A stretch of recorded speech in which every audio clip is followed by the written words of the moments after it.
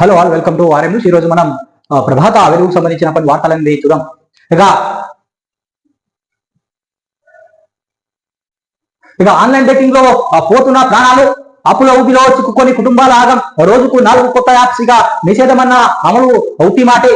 ఇక రూపాయలు 10 వడ్డీకి అప్పు తెచ్చి ఆన్లైన్ బెట్టింగ్ గేమ్స్ మాయలో పడ్డవారి చేతిలో ఉండే డబ్బుల విలువ తెలియడం లేదు. ఇందులో నష్టపోయిన వారికి గమనిస్తే మొదట్లో 100 రూపాయలు మొదలు పెట్టి బెట్టింగ్ తర్వాత రూపాయలు 7 లక్షల రూపాయలు వెళ్తుంది. 1-2 సార్లు అధిక మొత్తంలో డబ్బులు రావడంతో అత్యాశతో పెద్ద మొత్తంలో బెట్టింగ్ పెట్టి అప్పులు పాలవుతున్నారు. అప్పటికే బెట్టింగ్ ఊబిలో చిక్కుపోవడంతో మామూలుగా బయటికి రూపాయలు 2 రూపాయలు చెప్పున్న వడ్డీ వడి చోటుకి రూపాయలు 5 నుంచి 10 రూపాయలు వడ్డీకి కూడా అప్పు తేవడానికి వెనుకాడడం లేదు అన్నట్టు ఒక వార్త.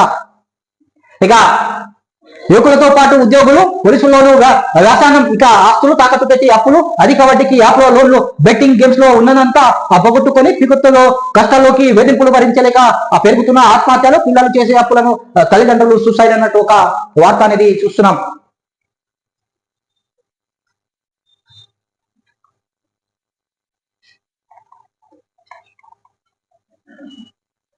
ఇక నిషేధమన్న ఆగాని ఆన్లైన్ జూదం. రాష్ట్రంలో ఆన్లైన్ బెట్టింగ్ యాప్ లో నిషేధమన్నా కొత్తగా రోజుకు 4 బెట్టింగ్ యాప్ లో పుట్టుకొస్తున్నాయి. యూట్యూబ్, సోషల్ మీడియా వెబ్సైట్ లో ఓపెన్ చేయడమే ఆలస్యం. బెట్టింగ్ యాప్ లో యాడ్స్ కనిపిస్తాయి. ఏదైనా పెద్ద ఘటన లేదంటే కుటుంబ సభ్యులు వీటికి బారిన పడే బలై చోట మాత్రమే ఫిర్యాదు ఆధారంగా పోలీసులు స్పందిస్తున్నారు. లేదంటే అవి తమ పని కాదన్నా లైట్ తీసుకుంటున్నారు. ఇక విమర్శలు ఉన్నాయి. దీంతో ఆన్లైన్ బెట్టింగ్ నిర్వాహకులు రెచ్చిపోతున్నారు. ఒకరే వివిధ పేర్లతో బిజినెస్ నడిపిస్తున్నారు. కొత్తగా కస్టమర్లు పరిచయం చేసి రెగ్యులర్ కస్టమర్లను డబ్బుల రూపంలో కమిషన్ ఇస్తుండడంతో ఒకరి ద్వారా మరొకరు రోజుకు వందల వేల సంఖ్యలో కొత్తగా ఆన్లైన్ బెట్టింగ్ గేమ్స్ ఆడేందుకు రెడీ అవుతున్నారు అన్నట్టు ఒక వార్త. ఇక బెట్టింగ్ మానట్లేదని కొడుకు హత్య చేసిన తండ్రి.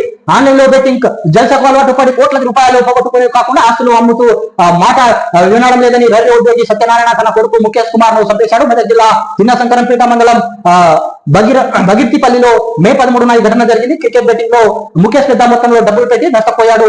చేసిన అప్పులు తీర్చేందుకు మెటల్ అలోని ఇళ్లు, ఫ్లాట్లు అమ్మేశాడు. ఇప్పటికైనా నా బెట్టింగ్ మానుకోవాలని తండ్రి సత్యనారాయణ హెచ్చరించారు. ఆయన ముఖేష్ తీరు మార్చుకోలేదు. అప్పటికే అతడు తీరు నచ్చక భార్య సైతం వెళ్ళిపోయింది. డబ్బులు కోసం మరో ఇంటికి అమ్మాలని కొడుకు గొడవ చేయడంతో తండ్రి సత్యనారాయణ తన కన్నా కొడుకునే కొట్టి చంపాడు అన్నట్టు ఒక వార్త. ఇక ఆన్లైన్ బెట్టింగ్ లో కోసం దొంగతనాలు. ఆన్లైన్ బెట్టింగ్ లో అలవాటు పడిన అప్పులు పుట్టుకపోవడంతో డబ్బుల కోసం 3 యువకులు ఏకంగా దొంగతనాలు చేసి పోలీసులకు చిక్కారు. రాజన్న సిరిసిల్ల జిల్లా బోయినపల్లి మండలం వర్ధనపల్లి చెందిన మందల సాయి, వెంకటేష్, వంశీ ఆన్లైన్ బెట్టింగ్ లో అలవాటు పడ్డారు. ఈ ముగ్గురు డబ్బులు సరిపోక రాజన్నపేట చెందిన ఇడుగు కనకయ్య తన పొలంలో పెట్టిన ట్రాక్టర్ దానికున్న కల్టివేటర్ లో దొంగలించారు. ఆపై బాధితులు కేసు పెట్టడంతో పోలీసులు దొరికిపోయారు అన్నట్టు ఒక వార్త.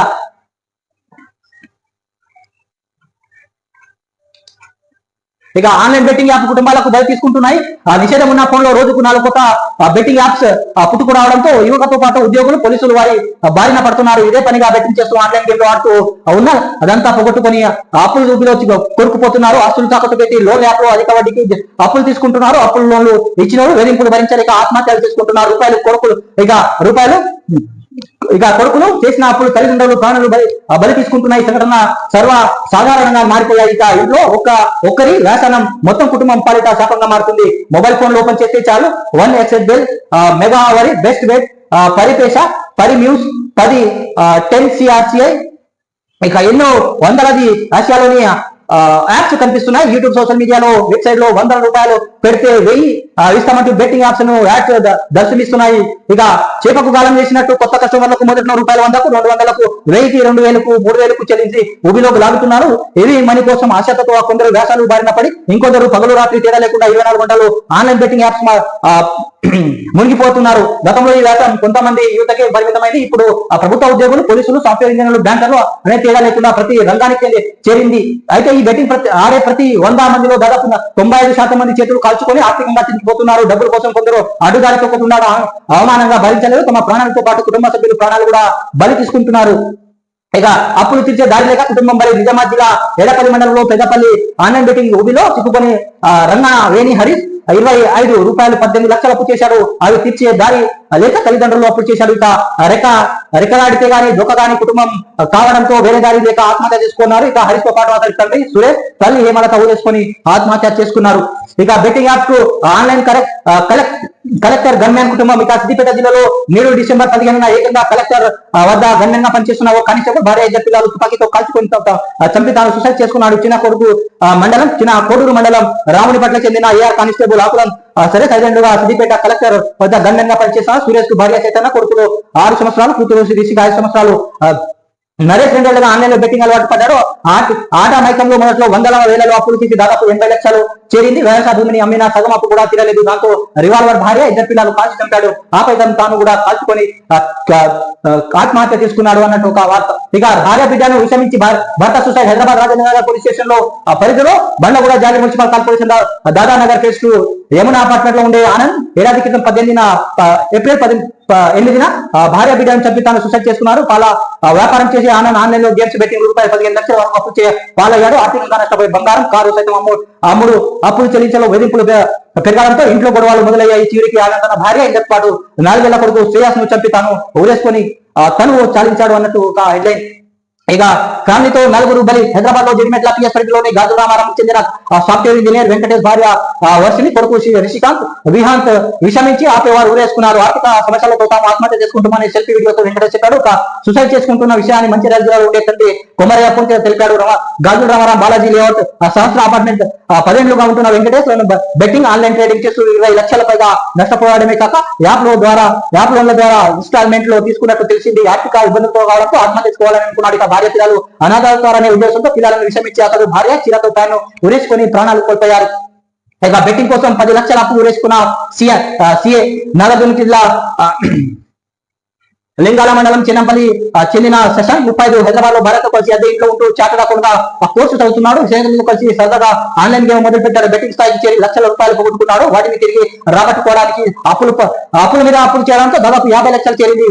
మనోవేదానికి గురైన శశాంక్ 27 ఈ నెల 27న ఊరికి వచ్చి కొత్త కుంటపల్లిలోని మామిడి తోటలో చెట్టుకు ఊరేసుకున్నాడు. ఇక 4 రోజులే 40 లక్షల పోవడం. కరీంనగర్ జిల్లా గంగాధర్ చెందిన నాగుల పృథ్వీ 25 బీటెక్ కుట్టి చేసి యాప్ లో నోయిడాలో సాఫ్ట్వేర్ ఇంజనీర్ గా పనిచేస్తున్నాడు. స్నేహితులతో కలిసి ఆన్లైన్ గేమ్ ఆడుతూ 12 లక్షల వరకు అప్పు చేశాడు. ఇక 4 రోజుల్లో మొత్తం డబ్బులు పోవడంతో మానసికంగా కుంగిపోయాడు.